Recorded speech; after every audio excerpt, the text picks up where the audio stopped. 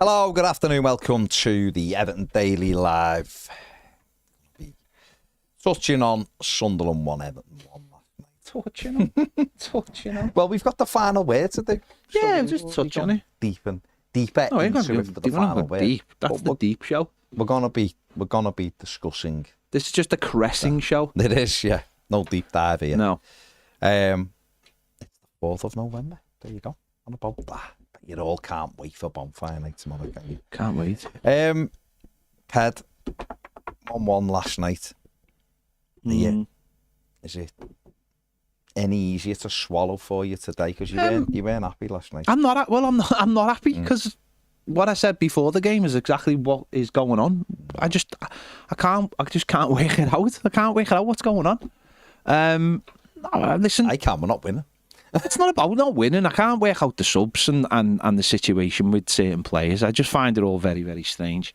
Find some of the decision making baffling. I thought the first 30 minutes we were absolutely brilliant. Really, genuinely one of the best performances we put in this season. That first 30 minutes, it was so good. You were good, and that's what makes it so frustrating. What happened afterwards, and also the response to try and get back into the game.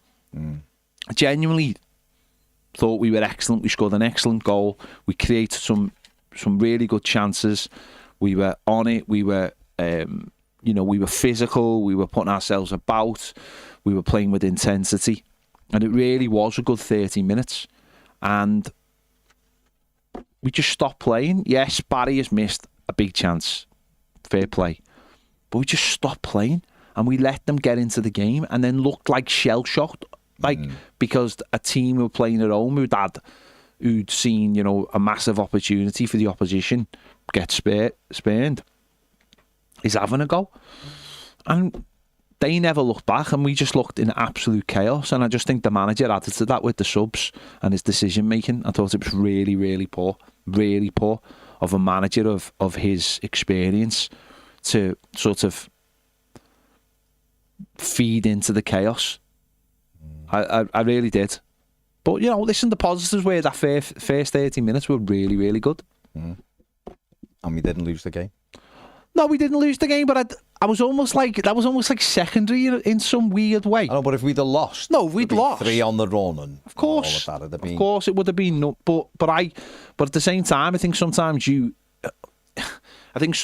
you look at the other way and go, we should have won that game quite comfortably. And the fact that we didn't is more annoying to me than if we'd lost, if that makes sense.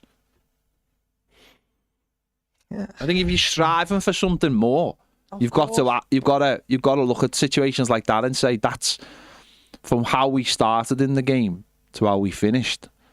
That should have been a comfortable win, really, for the first 30 minutes. We should have got the game sewn up. But the game does last 90 minutes. No, I know, but other teams would have been 3-0 up in that first 30 minutes easily. Easily. No, I know, but this has happened all season. But that's the point, isn't it? That's the point. If we want to move on as a football club, we've got to stop going, well, thank God we didn't lose that game too. How didn't we win that game? That's got to be, surely. If David Moyes is talking about being a team that's fighting for Europe, then you've got to stop being so negative then. You've got to stop going to places saying, I'm happy to get a point here. You've got to go to those places and win. We've won 3 games all season. We've won 1 away game against the worst team in the league. We've got to stop being so negative. But we played really well, and if the players had took the opportunities, we'd be 3-0 up. We'd have won the game. Yeah, we would have. So the negative, like being negative, I'm not sure is the right word, because we played so well. But this is a problem that we had against West Ham. We should have been 3-0 up against West Ham at half time, and we weren't. And Jai missed 2 really good chances that night. We should have killed that game off. Villa, we should have had the game sewn up in the first half, and we didn't. Man City, we could have been 2-0 up before they scored. Might have still beat us, but we should have asked the question of them. Last night was the opportunity. And what's really frustrating is all of them are missing chances. All of them. You know, Tierney, Barry, misses a sitter last night, but we've had Alcaraz wasting an opportunity at the end in other games. Beto's missing sitters, and like I said before, and Jai, 2 good chances against West Ham, and hit them both at the goalkeeper. Where are the centre backs weighing in with goals off set pieces? Where's the midfield? They're all responsible for it. Now I know a lot of people will go and point the finger at Barry for missing a sitter, and it was an absolute sitter. He should have buried it. He hasn't missed a lot of sitters. Had any chances? No, that's what I mean. So it isn't just, we're not here because he's misses. You see people, he's terrible, he's this, he's that. He's not terrible in the slightest, and he done all right last night. And a goal improves you. But the fact is, we should have had more. We should have brought another striker in the summer. Said that at the time. He went from 4 to 2, and one of them was someone he's not fully convinced on, and the other one was someone who this could always be the opposite. This might always be going to happen, that he hasn't settled in. So it was a big gamble. If you bring a different type of striker in as well, they're both massive. Bring a different type of striker in, someone who's really quick, or someone who can do a couple of jobs, then at least you can sort of mix it around a little bit. Where, like last night, I don't understand why he took Barry off. I don't understand. At Wolves, I knew he was going to be subbed because he kicked the ball away, and then he brought someone down, and in that cup game, and you were like, he's going to go off because he's going to get sent off. It wasn't like that last night. No. He slid and didn't get near. It wasn't a bad tackle. Just a striker's tackle. It wasn't very good. Didn't hurt the lad or anything, but he got booked. He didn't do anything after that, and he come on for the second half and didn't do anything in the 12 minutes that warranted thinking he's going to get himself sent off here. There was none of that, so there was no real reason to take him off. He linked the play better than Beto, won aerial duels, was involved, and then the next minute he's dragged off. Yeah, I find that strange. I mean, the yellow card he picked up was stupid, though. It was stupid. I know, but because what I mean is, it wasn't a reckless challenge, and but it was a reckless challenge because it was so stupid. That's what was reckless about it. Well, it wasn't like Alcaraz. No, I know what I'm saying, but it was so stupid because you know at this point you've already done something like that at Wolves. You've just made a mistake. It's not an anger thing. It's just stupidity, and that has given the manager an opportunity to go, "You're coming off." But it's settled down. No, he was fine. He shouldn't have come off. The manager couldn't wait to take him off. The manager was. This is the problem we've got. We've got 2 strikers, and it's just cycle between them. Barry should start on Saturday. I thought Barry had a decent game, bar obviously missing an absolute sitter, but that's what he's paid for. The subs to me are wholly baffling, and I've been consistent with this all season. They baffle me. There's no rhyme or reason to them. There's no sort of, there's nothing, is there? There's no uniformity. If Njai's coming off, Dibbling should be going on. If he's if we've paid money for him and he's going to be the future, that's the way it is. If Michalenko goes off, Asnu should be coming on. If if one of the midfielders is going off and you're looking for a goal, then Carlos Alcaraz should be coming on. That's the way you've got to look at it, isn't it? Really. It doesn't have any. There's no sense to the subs. If you're looking to put someone in midfield, Mail Roll should come on. And I don't understand what Moyes is doing with the midfield at the moment, and that leaves him wide open to people for criticism. And I don't think I can sit here and defend him from that point of view. Since the Wolves game, Moyes has given himself a target on the back from people who didn't really want him to be here in the first place. He's opened the door for that. And those noises will grow when there's games like that. But you're right, the players on the pitch are the ones that have opportunities to score, and we did. But then you can go back to, well, why haven't we maybe made more changes than just one? We've lost the last couple. We'd only won 1 in 7. So why is that same team, bar the striker, continue to get opportunities? Why aren't we making just a subtle change? Like most teams do, make a couple of changes to keep it fresh all the time, keep the opposition thinking. He's moved James Garner back to right back again to get some kind of response. I think he should be starting there personally. But it's just, it doesn't feel right at the moment. It just feels a little bit off. And it's like, as much as David Moyes has got a starting 10 plus one of the strikers, the subs just feel like, it's so weird. I'm really sort of struggling to understand what's going on at the moment. Yeah, it is difficult when you're trying to read what's happening and what the subs are for. Tazul, I disagree. Dewsbury all isn't awful at all. But each to their own. He was really good in the opening half an hour. After that, he did drop off, but so did a lot of them. The subs are a bit erratic. That's the thing. It's like you don't know. You can't sort of go, well, he'll probably come on in a minute for him, because they're just like, they all seem to be all over the place, don't they?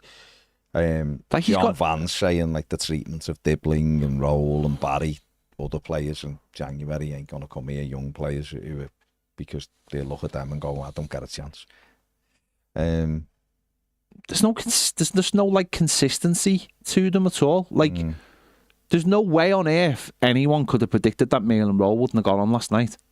No. Do you know what I mean? Like, well, he might actually start the game. So he's been like the number one sub, the first to come on, gives us a little bit of balance in midfield.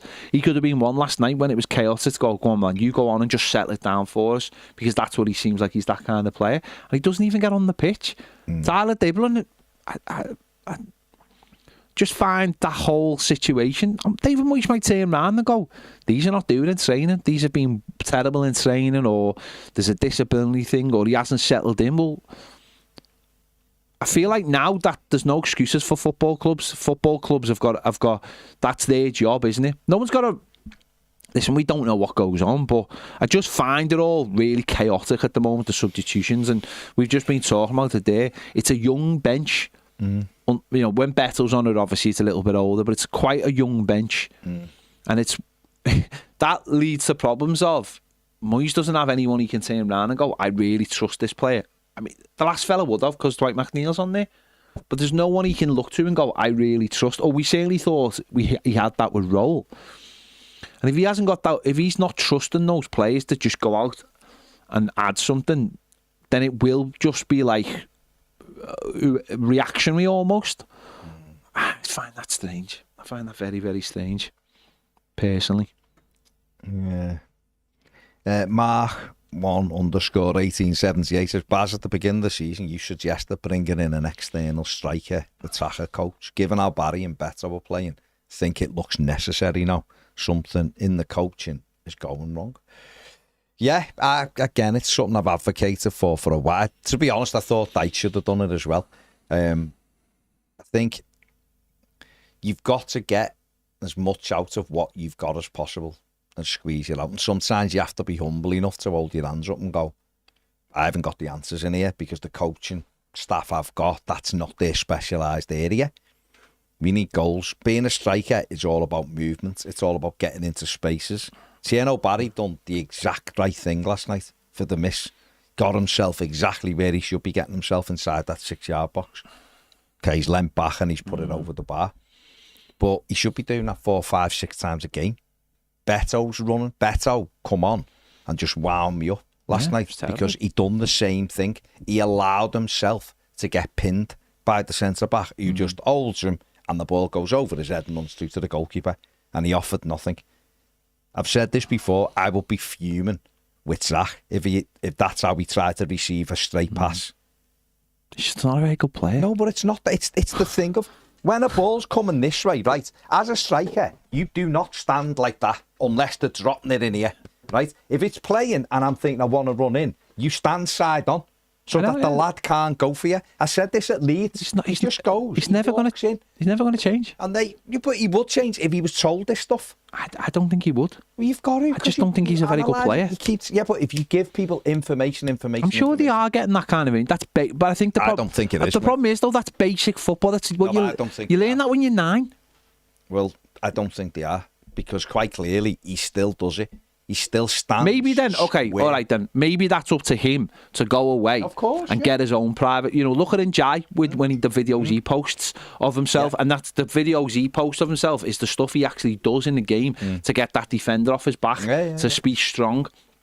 Maybe it's up to, and we've seen Tierno Barry doing his own stuff. Maybe it's up to these strikers to go and get their own coach. Well, when we're all right, I agree. Right, I don't disagree in the slightest. And funnily enough, I've just been reading a thing this morning about Gabby Thomas, who's a sprinter in the US team, saying she spends $100,000 to prepare for the Olympics. And Why would we? You have to anyway, don't you? That's what they're doing, and all of that, right? Just that kind of money.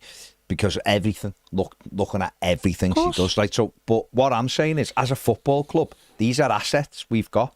So why aren't we doing everything to make sure that this person succeeds? Maybe there's just not enough hours in the day. And I don't know. Maybe they are doing it. I honestly don't know. Maybe I'll try and find out. Maybe there's just not enough hours in the day. Maybe They only train for an hour and a half. Maybe they don't train for that. But I think what you forget is, though, like footballers, there's whole plans to the day, isn't there, in terms of nutrition and all that kind of thing. It's football clubs, like you said before. It depends. The big trend now is set piece coaches. We tried it; it failed because we didn't have a set piece coach. What we had, there was a failed coach, and we were doing someone a favour, quite frankly. And it failed because the guy wasn't a set-piece coach. So football clubs are finding every inch. And I 100% agree with you, by the way. I think Everton should be trying everything. We've got two strikers at two ends of the spectrum.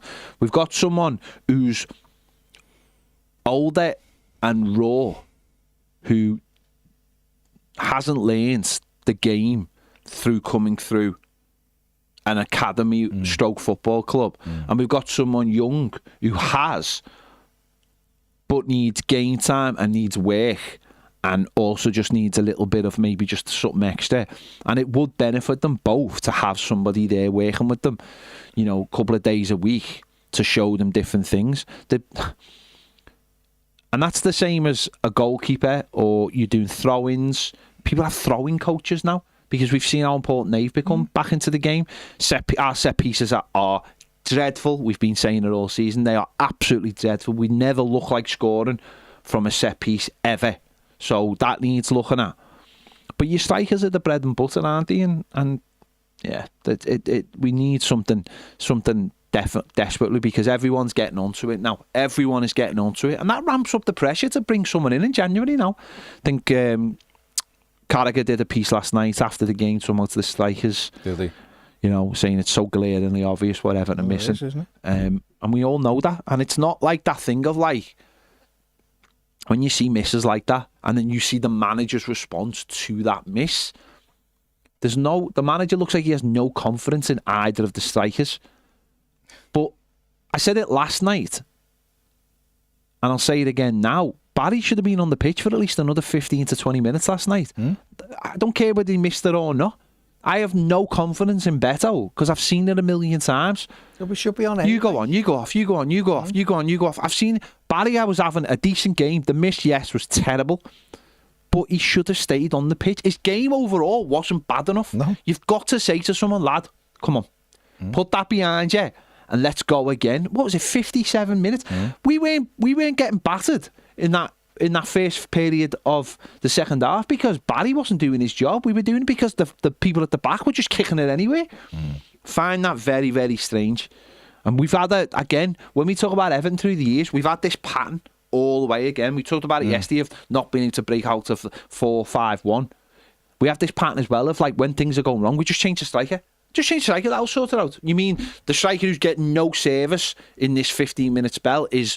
And you want to bring a guy on who doesn't know how to run off people, when a long ball comes over, I think. No, sorry. I think Moyes got that completely wrong. I do find it weird that he took him off so early. I really do. I think again, you can look at it and people can be angry with the miss. Absolutely, it was a bad miss. It was a bad miss, but I've seen everybody miss chances like that. The best strikers, like you said, Haaland, the greatest, probably going to be the greatest finisher we've ever seen in this country. in terms of taking chances. I've seen him put things over the bar from underneath the bar with no keeper there. Because they take their eye off it, or they head it over, or they knee it out, or whatever. So people do miss, right? People do miss. I get it. But like you said, you know, Palace at home, Tierney Barry had a terrible first half, he did. And he got taken off at half time, and nobody could defend him. He couldn't have sat there and gone. But they could defend him. He couldn't have sat there and gone, I should have stayed on. Because his touch he was loose with it. He wasn't really involved. He wasn't. Last night wasn't that game. Won his aerial duels. First 10 seconds of the game, whatever it was, he jumps up and guides that one down to Garner, who hits the outside, you know, shaves the post with the left foot shot. He's carrying it forward for the goal. He receives the ball, runs at them, turns back. Okay, he ends up going into a tackle, but he's put enough pressure on the ball, and Jai picks it up. He then picks himself up, makes a run, which pulls Sunderland open a little bit. Gets himself in at the back post. He's linking the play a little bit. There was no reason to take him off, and the manager took him off because he's obviously fuming with him for missing the chance. And I think you've got it. You've invested in him. You've got to give him the confidence. And if after 70 minutes, 65, 70 minutes, he looks like he's tiring a bit, or you feel like he's not really in it, then you take him off. He's had a good, at least over an hour's workout. He's got more minutes in his belt. Well, but Beto didn't do anything last week. Didn't do anything last week. And he didn't go off till 75th minute. He didn't do anything in space. Yeah. And this is where, again, I go back to like not understanding what the process is of how we are supposed to, you know, get this young lad and put him into our team. He's the money. They've spent money on him, and you're giving him 57 minutes, and he looks better than Beto at times. And as I said, I don't get that. And I really don't get that at all. Listen, that was a weird decision. As I said, the yellow card sort of allowed Moyes to be able to make that decision without complication for many. But for me, that was very strange, and I think most people just feel like, why would you do that? You know what you're bringing on. You know what, if you was like this, you know, if you've got a centre forward sitting on the bench who you know is going to not guarantee you goals, but it's going to be able to give you something. But people just look the better coming on and going, oh God, here we go again. We're just doing the same thing again. It doesn't make any sense to me. It doesn't make any sense. It's frustrating, isn't it? It's really, really frustrating. But this is the thing, isn't it? We sort of knew that. It's why I would be we'll be getting the striker coach for now and be looking at what we can do in January. And if in January it's Francolino due, who's another sort of bit of a gamble, unless they can get Tony or Richarlison in. Then, you know, Ivan Toney would give us a big boost. Richarlison would give us, I know some people don't want him, but Richarlison would give us, at least he knows where to be. His touch is better, gets about, and he's experienced. So therefore that would help Barry. Toney obviously is a good, really good striker, international striker, gets goals. No, the difference with those strikers is though, they demand the ball. They demand service. Yeah. They're going to be the ones going, I'm going to make that run all day for you, and I demand it. I want it. They're going to. We don't have the kind of centre forwards who are ever going to turn around to Jack Grealish and go, what are you doing? Why didn't you give me that ball then? And I think that's something we are crying out for, is someone who's going to make those runs all day and doesn't have to look at himself and go, I did the thing wrong, or doesn't quite believe in themselves. Well, I watched last night when I was after I'd done the video, I was editing, whatever. I had a Premier League, whatever it's on, or Premier Sports on, but they had an interview with Daniel Marlin. He's obviously a filler now. Started at Arsenal and stuff. I mean, shame when he went to PSV, left Arsenal because he couldn't see how he could get in the Arsenal team. Because they had too many good players, so to speak, in front of him. And he went to PSV, he said, and he was talking to the coach, and the coach was like, what are you here for? And he was like, I'm going to score goals. And he was like, well, yeah, but how are you going to score goals? And he was like, well, just get in the box and get a chance to take it. And the fella he said the coach was like, no clue, have you? He was like, you have to make 15 runs a game to get one opportunity to score a goal. He said, and you've got to take yourself into these areas all the time. You don't get a chance, and that's it. He said, and some, the odd game, there might be one opportunity you take it, and he said it made me think, like, first of all, how I was like so arrogant to think I only need one chance, whatever. And secondly, it made me think about the game and what kind of runs they do. And this is a coach talking about a specific bit of play. And you're right. Some of our strikers, both of our strikers maybe, aren't demanding the ball. They're not saying, fucking get it in there. When it doesn't come, throw in the arm. Go and get it into the... How are we going to score? I've seen Beto and Barry make, from the vantage point I have certainly in the new stadium, I've seen them make, a few actually attempted runs and no one plays them the ball, and there is very little reaction to it. There is very little, you're not seeing this, and it sort of drifts away. And I do think, you want that striker up front who is going to go, hey, pull the play, in line. People are different, look at different players as leaders, but to have a striker who has so much confidence in themselves to be able to say to people, I'm going to make that run all day. You know where I'm going to be, and that's why people want, or attacking players want, is a consistency as well of knowing what that run's going to be. They work on it in training all the time. Don't just, like you said there, it just doesn't come off the cuff. It's like, that fella's going to make a run, so you know where to put that ball. How can you make those relationships when players are getting chopped and changed all the time? Or better, it doesn't have that consistency. It's it's just a bit of a strange one. RJH 4440 says Barry may improve, but you can already tell there's no way this guy's taking us to the place the football club wants to be. Whoever scouted him for 30 million needs to be made redundant today.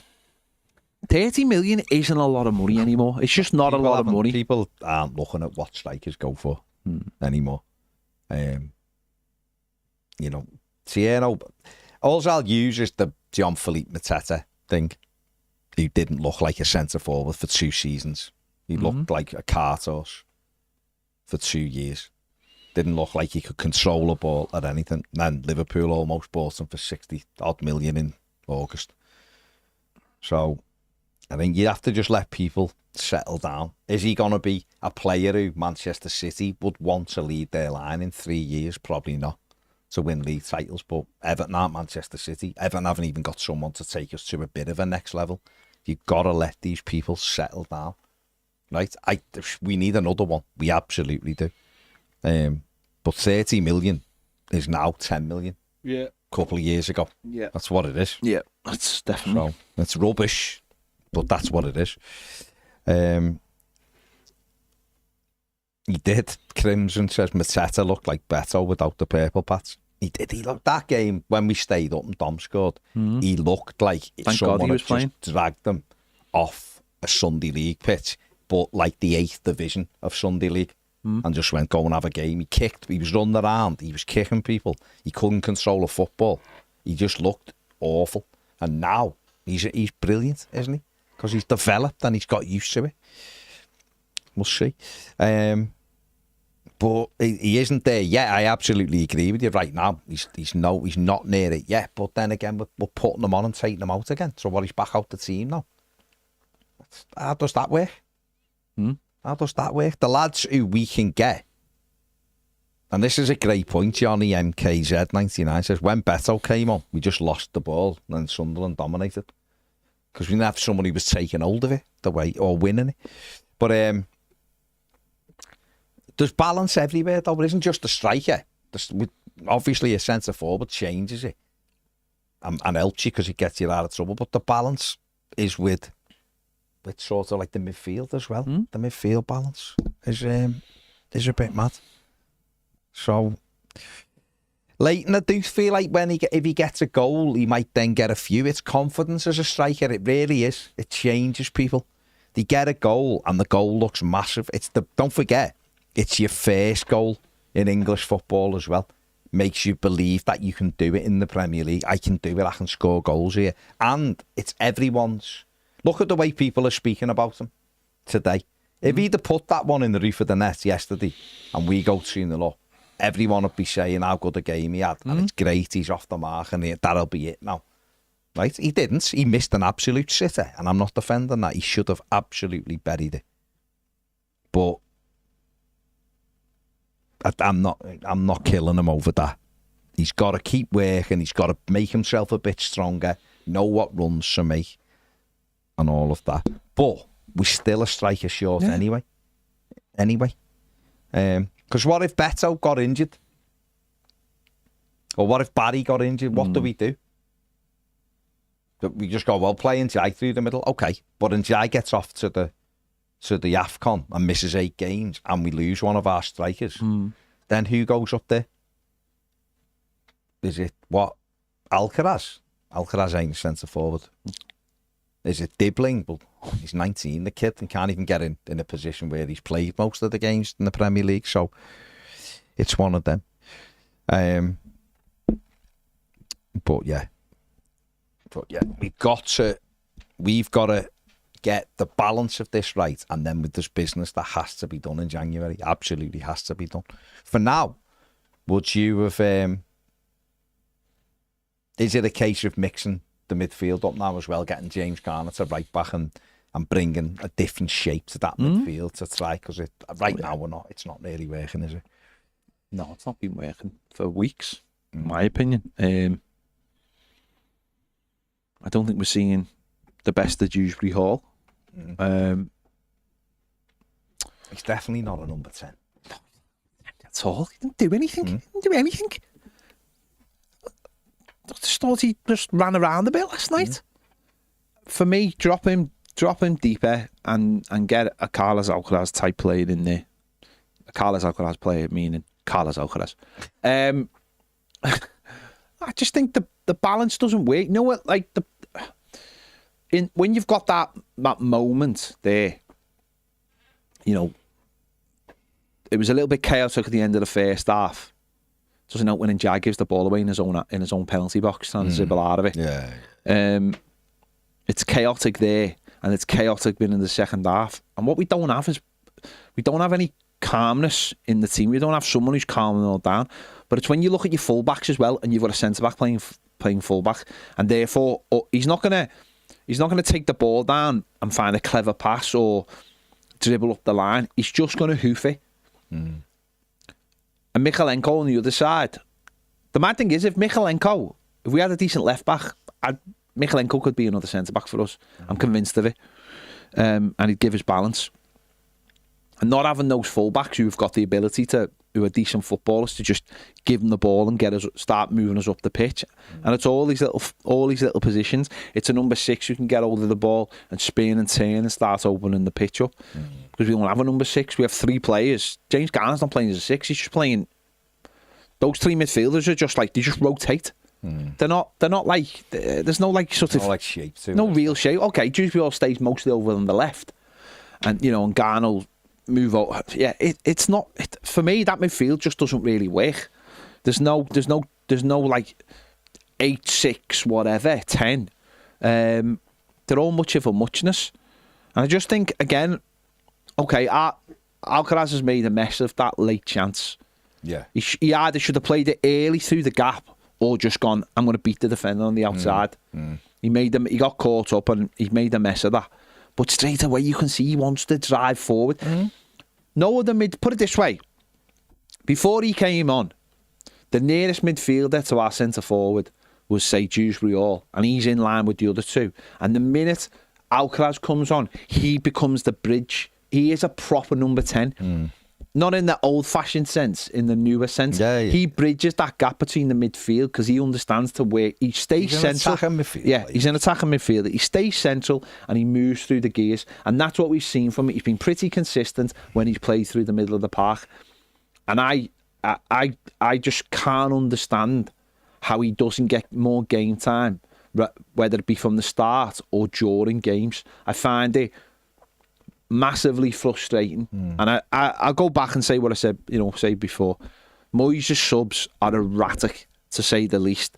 He doesn't trust any of his bench, any of them. He doesn't trust Dwight McNeil, even though he come on first last night. But as you said in something else we did, was that a veiled message to other players? I think he trained well for 2 weeks. And the rest of them are all young lads. They're all young. Okay, Beto's on there, but he doesn't trust Beto either. No. Everyone else on the bench is a young lad. There's no experienced head. By now, what are we, 10 games into the season? By now, we should have started to see the turning of the squad just a little bit. Dibbling, getting opportunities so that the trust had been built. Mail and roll, obviously the injury. But Carlos Alcaraz, looking at him as a consistent player, going, you're going to get opportunities. You're going to get on the pitch.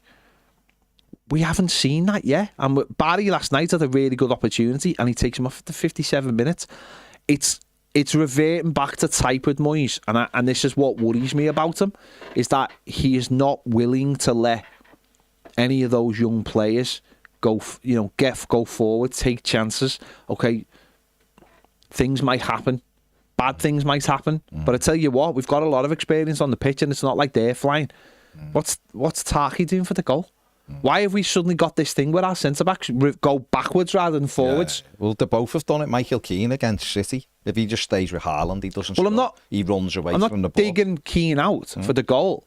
But if you watch it again, Keane has an opportunity to go to the ball, but he doesn't. He runs round it and goes back into shape. And it's like they're so conditioned to keep that shape. We saw it for the City first goal. Get your shape. What's your shape? Standing on the line. Because that's what they did. Yeah. So they've got this thing of like, we're not going to engage. We're going to try and block shots. No. And we've seen goals. The goalkeeper doesn't seem happy with that. No, the goalie's like, what are you doing? Let me do my job. Let me do my job. No, it is. It's really poor. Keane against Haaland was really poor. Didn't have a clue what he was doing. Running away from one man, you've got to mark. And the danger's gone.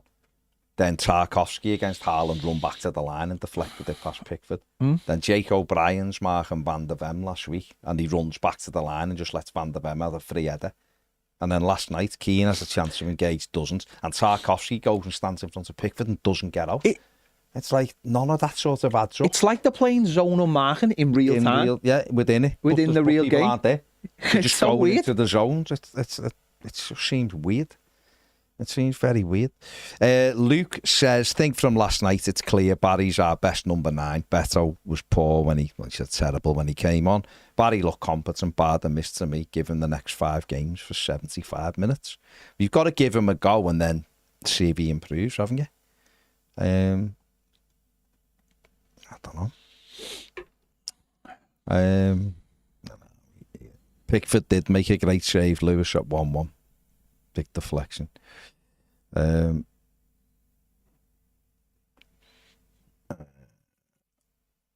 Fushi says, Keane's our 4th choice centre-back. He's doing the job. Tarky is our captain. Inexcusable. Yeah. Yeah, the pair of them aren't play. I mean, I can only, again, everyone's got their own sort of view on it, and that's fine. No issue. Tarkowski has been brilliant since we signed him, but he's been brilliant mostly alongside Branthwaite. When Keane's been next to him, the whole defence looks shaky. But like you said, right now, you can make a case for dropping both of them. Either of them, I mean. So I'm giving O'Brien a go, so do it. And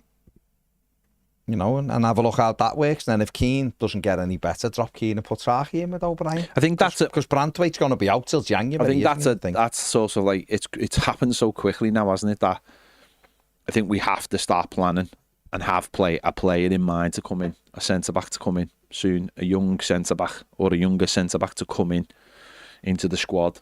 I think it's the turnaround has happened sort of really quickly where we really suddenly look really susceptible at the back now. And I think they've got to start looking to turn that round as quickly as possible. There's no guarantees on Branthwaite's future. Hasn't played Jake in there. Okay, he's give Tarky the deal and that's fine. No issues with that. No. But I think Everton have to be looking to bring another centre-back in, a left-sided centre-back.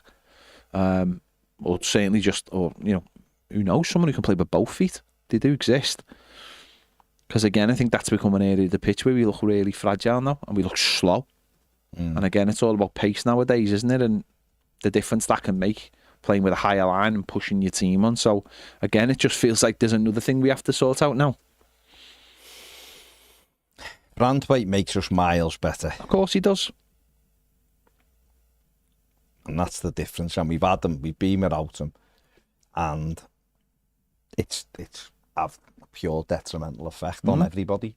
Because it's for two things. It's defending, is recoveries, tackles, and the way he passes the ball out from the back. Tarky's off it. Keane was good last night, but I think people have over-egged how well he's done. Michalenko's below what he's done in the past right now. O'Brien was a decent stopgap. He done a good job for us last season, but that experiment should have potentially been moved into a different way this year. But I said in the summer, I thought Moyes would look at it and go, no, he's sound. And the makeup of the midfield just isn't right now. And I think that's why the manager does have to change it a little bit and go, let's move it. Let's see what we can do. Move it around. Let's see whether we can get a bit more out of it than what it is. Yeah. But the striker, the goal situation, for me, it's got to be extra coaching or whatever, because we can't do anything else right now.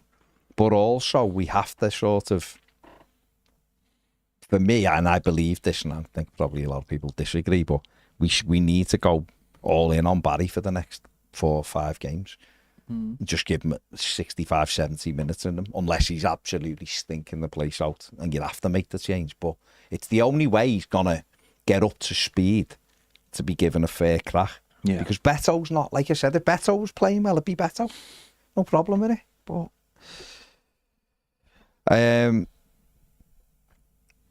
Jim Jones says, by the way, this Keane is brilliant stuff, has to stop. Yes, he was better last night, but constantly costs us goals. Go and look at the goals we've conceded. He never knows where he is. Poor defender, in my opinion. And then Jim Ed says, other than Keane, our defence has been crap. Who knows? Who knows? People are all over the place with it. Yeah, but don't set the bar too low. This is the whole. This. If you set the bar too low, then of course one of the players has to be the best player, doesn't he? There's always going to be the best player in a game or in the defence. But if you set the bar low enough, that's what happens, isn't it? Rather than saying none of these players are good enough. That's the real answer, isn't it? None of these players are good enough. Jacob Bryan's not a good enough right back. Michael Keane's not a good enough centre back. Tarky's isn't playing as good enough centre back, and Michalenko isn't a good enough left back. That's the real answer. None of this. He's doing really well out of the defence. No one in the defence is doing as poorly as it is. Do you know what I mean? That's like, and again, it's like with the strikers, isn't it? Which one's the best? Well, they're both massively under par. Massively under par. But you have to. We've got to step it right up, don't we? We've got to step this right up, because it's just not good enough at the moment. Mark Cody says, is Moyes in trouble, Baz? I don't think he's in trouble, but I do think he's got to do better. I think one win in 8, whether anyone likes it or not, the owners are going to be looking at that going, we've invested money, and Everton are 14th. You know, and won once in 8 games. They're going to have their eyes on it. The manager will know, won't he? He's not stupid. He'll look and be thinking, we've won 1 win. And doesn't matter whether he thinks we did well in patches against City or whatever. But what he said in the press conference last night was right. It's all very well doing it for half an hour. The game's 90 minutes. You have to do it over the whole game. So all pressure's on. Of course the pressure's on. The pressure should be on an Everton manager if he's won 1 in 8 to win games. The pressure should be on players to win. 1 win in 8 games isn't good enough when you've had money to spend. But I mean, some people for me are sort of You know, I've seen some of the same people where we're giving Sean Dyche a massive pass when this time last year we couldn't win a game. And they were using every excuse in the world, not to say it was Sean Dyche, are going all in on David Moyes. So, no, you know you are. There's a few. And that's a personal thing, isn't it? Who maybe hadn't forgiven for the first time. But Everton are in a different place, and we've got to win games. And the manager, I just think, my personal opinion is, he's got to use his squad more. He's got to mix it up. They're not winning. Therefore, that, to me, suggests you have to change the team. You don't just keep throwing the same team out and going. So if you've only got 12 players and you've got 8 kids on the bench, then we'd all sort of go, well, what else can he really do? But he hasn't. He's got players. Yeah. Tyler Dibbling, we spent weeks chasing. Yeah. And spent a lot of money for us on him. And he doesn't get on. And, you know, Merlin Rolls done really well and he's not getting on last night. And Thierry Barry, we spent weeks chasing. We'll start, but then it's dropped for the next. You know, I think we've got to get a way of playing.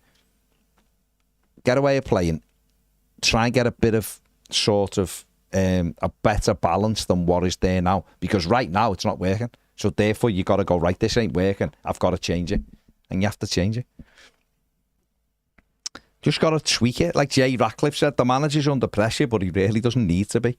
It'll all go away overnight with some minor tweaks. I think what's interesting is when Moyes came in and he had to be proactive and he had to be on the front foot and he had to make it be adventurous and he had to make adventurous subs to win his games because we had to win games. He did that. He wasn't scared because he knew that we had to win games of football. He had to risk stuff to win games of football. And now it just feels like, it's only November, don't worry about it, we'll just take a point in this game. And it's like, is this what we want? I don't think he played for a point though, did he? I don't believe he did. I've seen Everton more negative. I just think that second half, and I'd be more worried if he come out and went, that was a great point, and the second half we had to dig in and we were fine. We could have. He didn't. He said that second half was abysmal. Yeah. Which is what we all saw. And that he doesn't normally. Difference is that he has the power to change it. No. I just meant I'd be a little bit more concerned if he tried to pass the second half off as acceptable. Yeah. Because it wasn't. It was terrible, and he come out and said it was terrible. Yeah. It's how we react now. It's how we react now. If it's the same team on Saturday, or sort of, I don't know, like Beto's in for Barry, but it's everyone else is the same. You start looking, going, but then we're going to just do more of the same. If he's tweaked it and there's a couple of changes and that, you go, okay, well, he's trying to get us on that front foot. He's trying to do something about it. But players do have to step up as well, by the way. Players have to. Otherwise, we're just getting back in the hole and going. And my manager a month, I think, is a thing that might come in the end. I just let get a contract for a month. AI pick. Or AI pick it. G-Mac says Moyes is signing his own death warrant here. The Freakins spent over 120 million in the summer. How long are they going to watch the likes of McNeil and Beto play ahead of them? Moyes has been a disaster for our young players so far, and he really needs to wake up. Adam says, I hate feeling like this because I love David Moyes. But game after game, I think it's becoming more apparent footballers moved on from him. We've not played well for longer than 45 minutes in a game all season. And the in-game management is appalling. If he knows putting Garner at right back gives us more balance, why is he waiting until there's only 10 minutes to go to make the switch every week when he's brought McNeil on? My Sky remote nearly got bent in half, if that's even possible. There's no point ripping into the lad because we know, and more importantly, Moyes knows he's not up to the level because he spent most of his press conferences last season telling us the squad is not good enough. David Savage says, before the game, I would have taken a point, but the subs were diabolical. Some too late and some just awful. McNeil instead of Dibbling and no minutes for Roll is just baffling. Paul Catzel says, afternoon lads, my ticket is available for Saturday. I have left a post in the chat room for tickets in there. Just thought you could give it a shout. Nice one, Paul. Nice one, Paul. I'll send people there. Nathaniel says, I think we seriously have to question Moyes. Man management of Barry. It doesn't strike me as a good idea to say in a post-match press conference that one miss took the wind out of our sails, as if it's directly his fault we didn't end up winning. Is it really Barry's fault that after the 28th minute we only had one shot on goal? And what's the point of taking them off? Did Beto really need to come on at that point? If the last manager was treating him like this, he'd have come under some serious scrutiny, and Moyes should be no different. Well, I think Moyes is under serious scrutiny. I don't really have a problem with him saying that it took the wind out of ourselves, because I think it did take the wind of us out, but I do have an issue with him making the sub. I have an issue with the fact, though, that it was an easy excuse for the rest of the players. We had one shot in 70 minutes. That's appalling. Absolutely appalling. And that was Michalenko near the end. Josh says, I don't know what was more shocking, the McNeil sub or the fact we didn't actually lose. Blue Jay says, I have to say I'm getting very frustrated with David Moyes. I have no idea what he's trying to do. Playing merry-go-round with Beto and Barry persistently. Late subs, bad subs and persistent with 6'5" Jake O'Brien at right back. They're costing us points. We have players like Roland Dibbling that have signed for the club and aren't being given a chance. Taking a Jai off for the Anthony Gormley statue. McNeil was embarrassing last night. He needs to sort it out. The Anthony Gormley. I did find that. I mean, I was like stunned, like literally stunned when I see McNeil come on. Harry Watts says, last season under the previous fella, we had 9 points from 10 games and scored 10 goals. This season we have 13 points from 10, scored 11. It's a very minor improvement, good enough, considering what Moyes has had to spend. No, it isn't. It's not even. It's. I mean, ultimately, it comes down to the players, doesn't it? It comes down to who's playing, and consistently, 9 of the 11 players are from last season. Okay, it was 8 last night. Yeah, but that to me, and I've said this quite a lot. That's where the summer business to me just didn't make any sense, or continually doesn't make any sense, because he refuses to play players that we brought in, or his treatment of the players baffles me. It really baffles me. Tyler Dibble not getting opportunities to get on the pitch is it's just so strange. So strange. Now listen, if the lad's not doing it, then that calls into question the decision to buy the player then. When I just don't understand it. I just don't understand how players are going to get better. We talked about Harrison Armstrong yesterday, me and James, I think after you'd gone. It was like, he's in the best place possible. Yeah. Absolutely best place possible he could be. Because players need to play football, they need to develop. They aren't developing sitting on the bench. I'm sorry, and training is great, but you're not developing every week, getting on the bench and then just sitting there. Asnu, just sitting on the bench. These players that we brought in the summer, that was supposed to be the thing that pushed us forward, and only Grealish and Dewsbury Hall are consistently playing. That's where I think you've got to question the whole thing. And I am questioning the whole thing. I'm sorry, but I am. Phil Williams says, Dwight McNeil, oh my God, he runs like a player being subbed off that wants to waste time. He tackles like a 10-year-old that doesn't want to be hurt. Sooner we stop using him, the better. It's embarrassing. But we had stopped using him. That's what makes it even weirder. We had completely stopped using him. Umar's Locker says, there seems to be a severe lack of confidence right through the side. Barry made another huge error. Alcaraz really poor in the 2v1. Taki seems miles off it. O'Brien being found out. McNeil was almost invisible. The players need managing, and our manager doesn't seem capable at the moment. Strong words. Daniel Harvey says, good afternoon. Definitely a game of two halves. Strange sub with McNeil and Irabunum. Would like to have seen Dibbling and Roll instead. And Dewsbury Hall should have gone around the 60th minute since he looked tired. Kevin Johansson said, I'd have loved it if Kiernan Dewsbury Hall was put on left back. He's okay defensively. He has a good connection with Grealish. Garner at right back. O'Brien and Tarkovsky centrally. 2 out of Irabun, Roll and Alcaraz together with Garner. And keep Barry as a striker for 4 or 5 matches. Give him more than an hour every game. Keep up the fantastic job you guys are doing. Thank you, Kevin. Well, yeah, I mean, they are options, aren't they? I just think we're ending up with 2 midfielders at fullback, but the other 2 aren't exactly doing a great job right now, are they? Certainly offensively. Paul Williams says, I think we need patience. We can't expect to be at the top with one transfer window. We're all forgetting the state of play regarding players' contracts at the end of the season. Yeah, maybe Moyes made a mistake with the second substitute last night, but ultimately, once the players are on the pitch, it's down to them. Take a step back, new stadium, better players, trying to bring younger players in. It's tough, but you can't have it all overnight. We aren't Amazon. Chill. No, I disagree. Okay. Steve says, I reckon we'd be around 6 points better off, at least if we'd put our strikers had put their chances away. Stuart says, afternoon guys, getting increasingly frustrated by decisions being made by Moyes. Barry needs time on the pitch. Yes, it was a bad miss, but taking him off so early and not getting a run is killing his confidence. He needs a reaction, the opportunity, and not one where he has time to think about it. Dewsbury all reminds me of Tom Davies, runs around, a bit tidy on the ball, but not a lot more. He also falls over way too easily. And what was the McNeil sub all about? A person who's visibly scared to use his weaker foot should not be taking to a Premier League football pitch. I cannot get my head around it. He did absolutely nothing other than lose the ball a few times.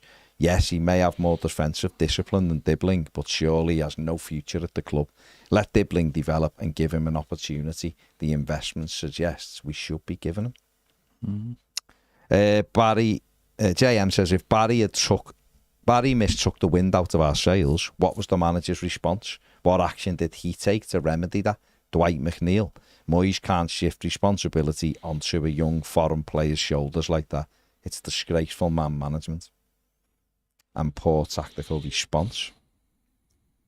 Jay Radcliffe says, I'm going to make some comments today, but be assured I don't want Moyes removing, but I am seriously pissed off with his in-game management. Mm-hmm. As soon as Barry got booked, I said, your night is done, mate. The introduction of McNeil for Njai made my head fall off.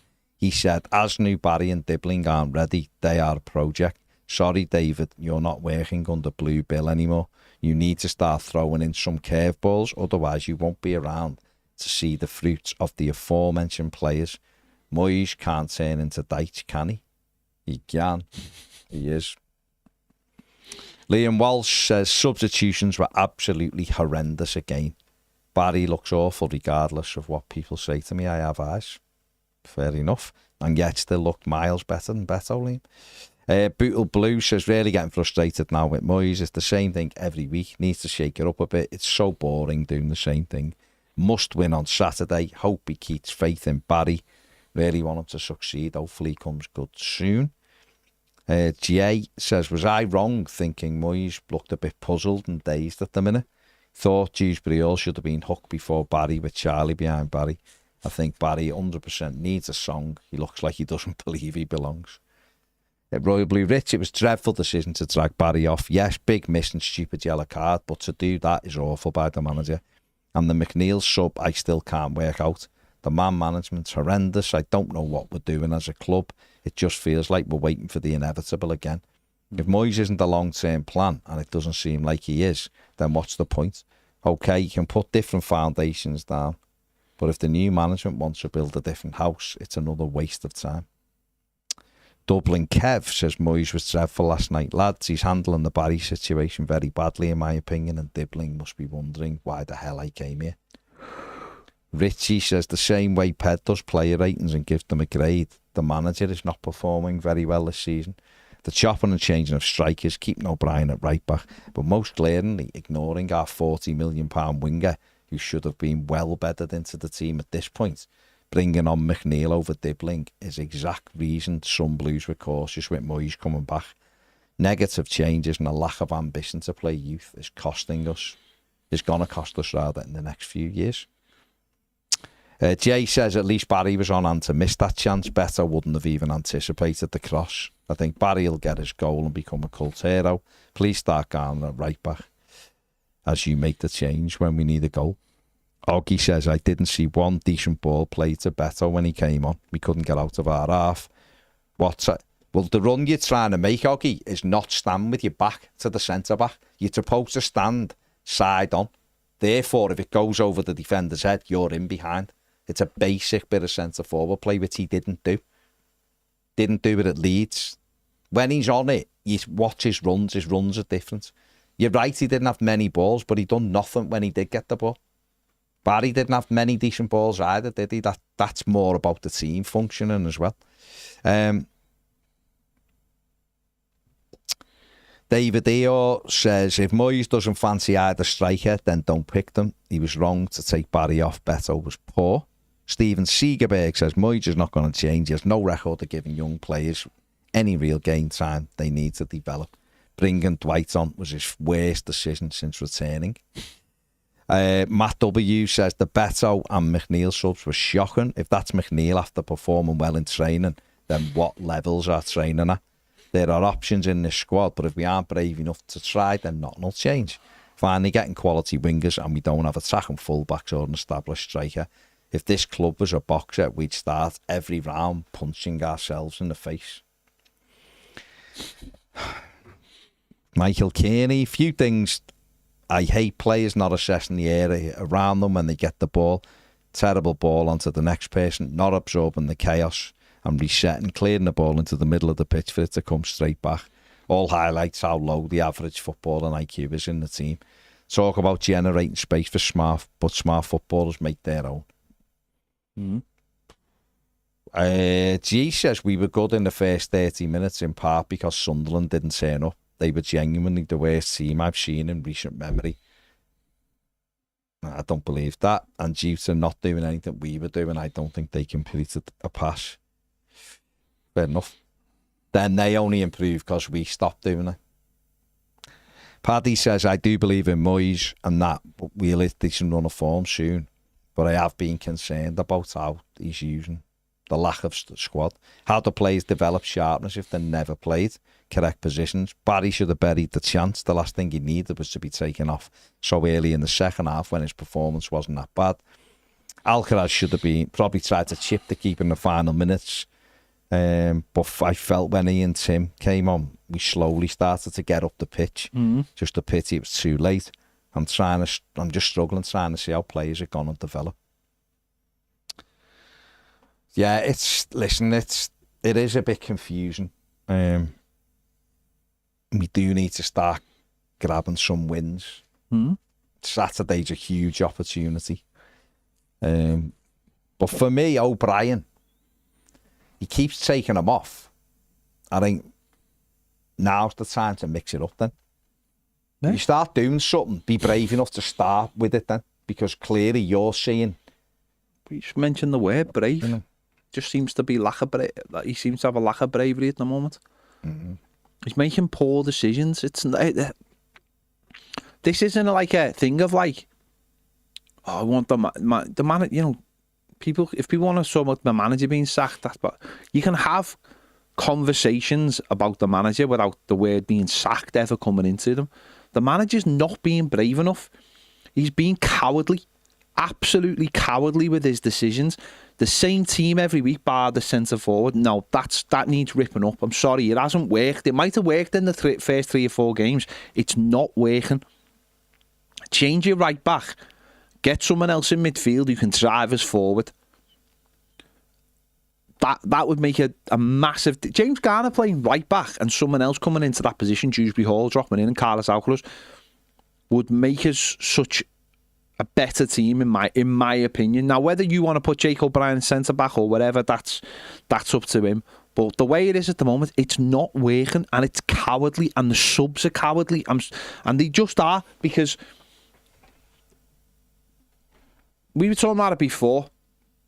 There's other managers out there at the moment who are flavour of the month and they're brave, and the expectations of their football clubs might be different to ours, but they're brave and they make brave decisions, and they improve players, and they're putting players on who have got no Premier League experience and they're younger than the players we've got. So that either means that they bought better young players, or they believe in what they bought and know that the only way they're going to improve is by playing them.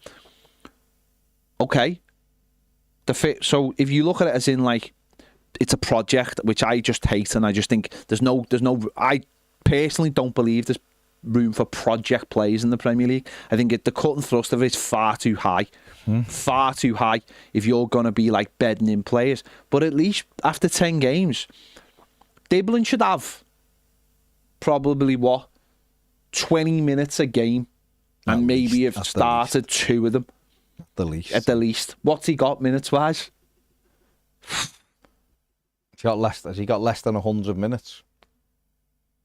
Dibbling for us. Try and find 62 minutes out of what is it, 9 games? 8 games possible? 8 games, wasn't it? That's shocking. That's really, really poor management at any level. 62. That's a disgrace at any level. So bedding in players out of 10 games. That's disgusting. 8, but yeah. 8, sorry. Yeah, that's not much better. That's disgusting. Like, honestly disgusting. What does that say to any young player? This is a lad, by the way, this is not a lad you're bedding in from a foreign country. This is a lad who has played games in the Premier League last season, and he needs bedding in. Someone somewhere has made a massive mistake, whether to buy the lad or the coaches or the manager.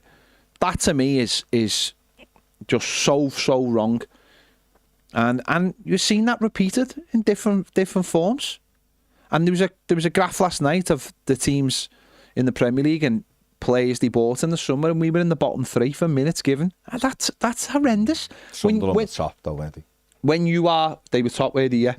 When you've got a team that we know was poor, and we had a manager telling us how poor it was, and they weren't his players, and yet somewhere it's broken down, and I don't know where that is, because we were told the manager had rejected all these players and had signed off on all these players. God, I'd hate to see the players he rejected if he's not giving these players a chance.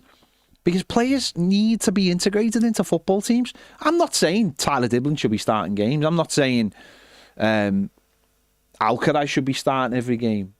But you've got to integrate them into the side. The same with Barry. That's something somewhere is broke again at our football club. F Sushi, this isn't right, is it? How old's Dibbling? Is he still 19? 19. Yeah, so it isn't 185 games since Moyes last started the teenager, because Tyler Dibbling started against Crystal Palace, mate. So you've got that stat wrong. Maybe it's once in 100. So it was. Right, so it was, yeah. But he has started Dibbling, albeit only once. BTR, Baz, you were overly critical. I wasn't overly critical of Dyche. I was critical, fully 100%, 1,000% justified of being critical of Sean Dyche. And if David Moyes has 9 games out of 11 where Everton don't score a goal and are certain to be relegated after have won 3 games after 17, go 5 months without winning a game of football, hate the fans, cause problems in the dressing room, then quite clearly I will be very critical of him. You're absolutely right. But we are being critical of him. We're being critical of him right now. I don't know what people... But this is the same fella that come in and got us out of the hole that the other fella put us in massively when we were going down last season, and got 31 points in the second half of the season. And has already got more points, even though we're all disappointed and frustrated, still has more points than Sean Dyche had last season. And Everton again scored a goal last night. Not 9 games out of 11 maybe didn't score a goal. But yeah, if it gets to those numbers that Dyche did, mate, I will be hypercritical of David Moyes. Absolutely, I will. But it does make me laugh, because Dyche didn't receive any of this kind of thing, and yet shouldn't have been anywhere near Everton Football Club, even for 1 game, in my opinion. But people, you kidded people into thinking he was unbelievable. He did his job. And that's fine. That's fine. If your standards are there, mine aren't. But Moyes has got to do better. Absolutely, he's got to do better. He's not doing well enough at the moment. The players aren't doing well enough. But those numbers are nowhere near. His numbers are nowhere near what Sean Dyche's numbers were. Nowhere. Or Rafa Benitez, who had a terrible run of games. And Frank Lampard. I like Lampard, but 1 win in 13 or something. Not good enough for Everton Football Club. Not good enough for Everton. So everyone has got to pull together and get on it. David Moyes has got to start using the squad. Got to start using the squad. That's the way it is. So, Tazul, he should have left with dignity in the... Why should he have left with dignity in the summer? Got Everton 48 points last season. Got 31 points in 19 games. They lost 4 games of football. Why should they have left? That's crazy. Crazy. And I'm not going into the people who don't like Moyes, and I see the comments all the time, so it's fine. It's fine. If you don't like David Moyes, I'm not here to convince you differently. Do you. But all I'm saying is some of this wasn't this vocal about Sean Dyche, and it blows my mind how he conned people. It blows my mind. But you do you. I can't tell you. It's just how I feel. I'm not at a stage where I want the manager replaced. I think it'd be mad, but you do you. You don't like him, it's fine. Am I 100% happy with David Moyes right now? No. The substitutions last night were poor. The treatment of Tierno Barry isn't very good at all. Tyler Dibbling, I don't have an issue with David Moyes not thinking he's good enough, by the way. But he wasn't what we needed in the summer. We needed a winger who was quick, and we didn't get one. But if Everton signed off on him, and he's a talented footballer, and I still think he could be a great player for Everton once he settles down, use him then. Don't have him and not use him. I can't get my head around. Signed off on him. Use Merlin Roll when you've praised him. Mix it up. Put James Garner right back and go, right, I'm doing something different. And if you do something different, who knows what the outcomes will be. But at least you're doing everything differently. You're trying and use that squad. You're going, I'm giving him a go today. I'm giving him a go. No one can knock on your door and go, why have I been dropped, boss? Because maybe we've won 1 game in 8. So I've got to mix it up. Well, I mean, again, just looking at the comments, who is this elite manager who would come into Everton, by the way? I've seen people just go and get Iriola. Yeah, as if he'd just laugh. But who is the elite manager, who would come into Everton? David Moyes was brought in to be a transitional manager, a manager who would get us away from what we were and hopefully put in the foundations to move us away. And I still think that's what the plan is. But who is this elite manager that would come to Everton? I don't know who are these elite managers. I was talking to someone this morning about if it was, if it carried on going wrong and TFG using their Roma, like how they handled Roma, and they decided to make a change. It's like, who would you go for? There's like, you'd say, wouldn't you, Iriola? Love Iriola. He's not going to leave Bournemouth for Everton. No. Just not. He's probably got his sights higher. Oliver Glasner, not leaving Palace for Everton. Some people mightn't even like him.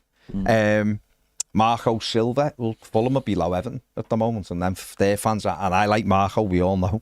Everyone knows I like Marco, but Fulham fans aren't exactly happy with him at the moment. So who else are we looking at? Marco Rose, are we going to take a gamble? No. So that's the problem. If there was one, if it was like there was like a Jurgen Klopp. Yeah.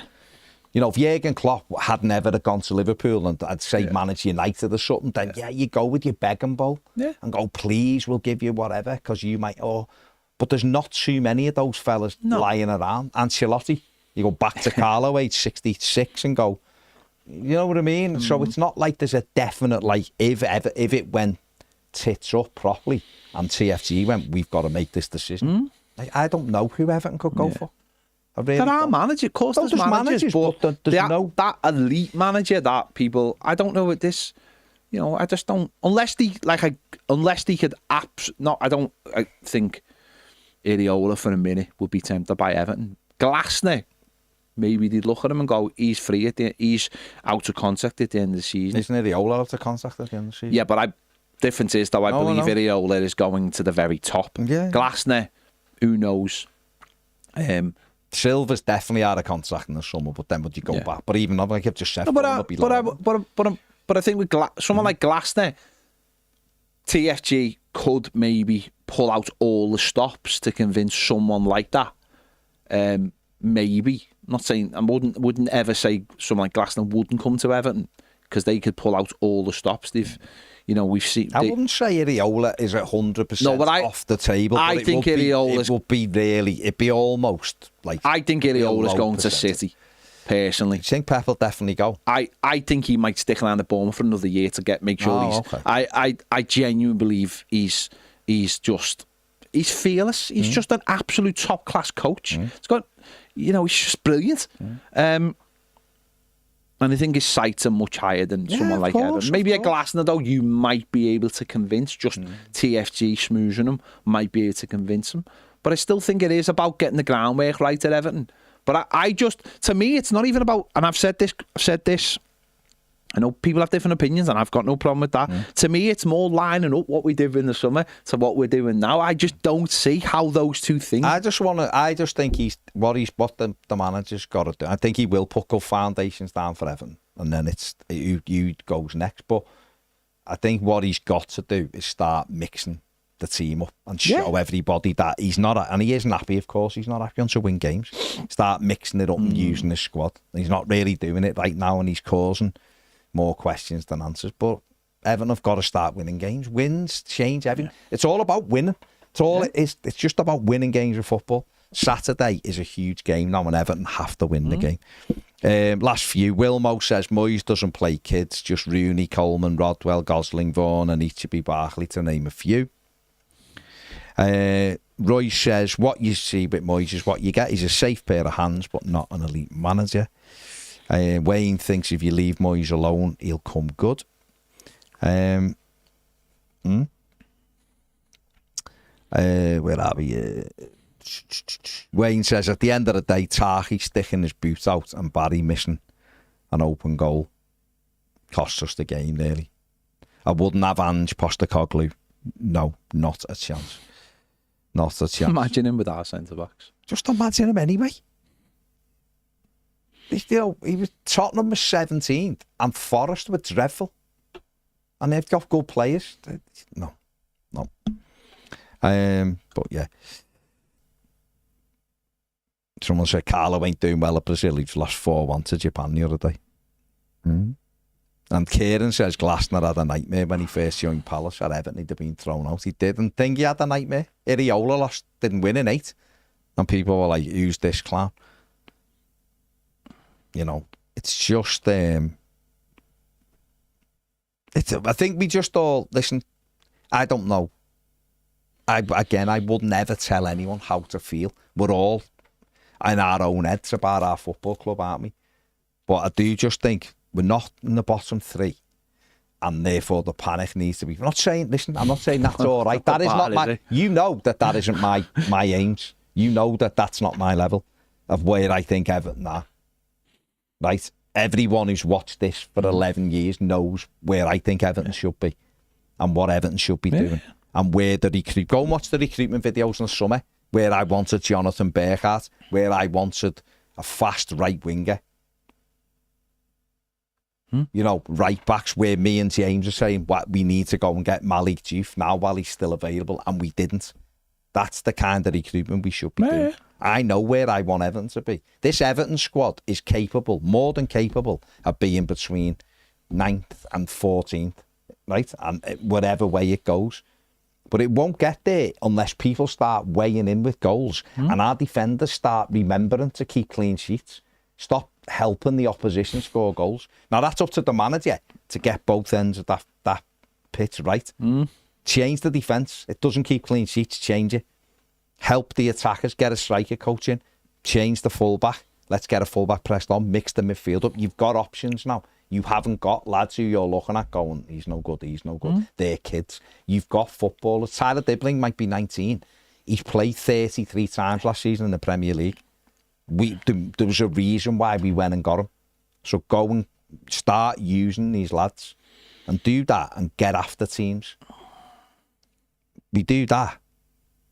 We will climb up that table. Moyes will get us results.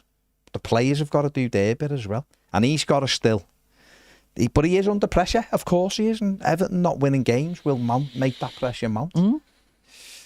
But it's one of them, isn't it? Craig says Ange guarantee Everton a trophy. He would. And Championship football as well. Tazul, it isn't about setting the bar low. I've got the theme. You're having a go at Moyes, but defended Dyche and you defended Dwight McNeil. So if you're talking about Barlow, that's on you, not me. It's about Barlow. Stuart, yeah. Again, the team. Stephen, I think you're right. I said to me it wasn't 100% a priority, the right back. That's what I did say. You're absolutely right. It's all there. I think you'll also find, if you're being perfectly honest with yourself, you will have heard me say, doesn't mean I don't want one.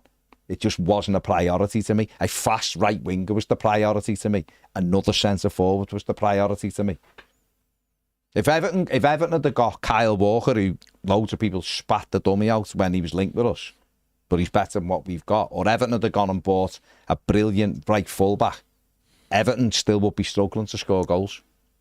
We still would have wingers in front of us who aren't. Tyler Dibling still wouldn't be on, would he? We need a right fullback. We do. Throw James Garner there now. But for me, we needed a fast winger and we needed another striker, so we had 3 to play with. And we never got them. And there was no time at any stage that I say we didn't need a right back. It just wasn't a priority for me. Still would have bought one. Still would have got one. Still, like I said, I would have got another. Well, I thought he was going to try to integrate, hasn't he? But he hasn't. We needed a striker for me. We've got 2 centre forwards. So there you go. And I don't understand, Phil, why everyone falls over as well. That's mad. Our players slipping over and kicking the ball out when there's no one on them. But there you go.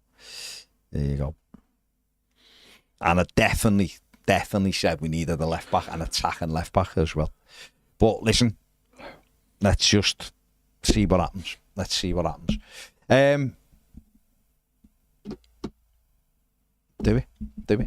Right, we will be, if you're on Premier, obviously we'll see you later for the Final Word Live. It'll be on YouTube after as well. We'll be going through all of that. But there is work to do, and in January they're gonna have to bring players in as well, aren't they? Because we're gonna have a couple of key players away at the AFCON, and Senegal are gonna go quite far, aren't they? Yeah. And even if they weren't going, we'd still need to bring players in anyway. Yeah. Don't we? So that's sort of been heightened.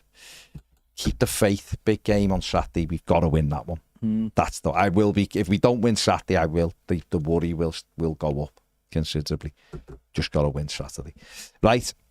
Take it easy. Thank you everyone who's commented, liked, subscribed, done all of that. Enjoy the rest of your day. See you later.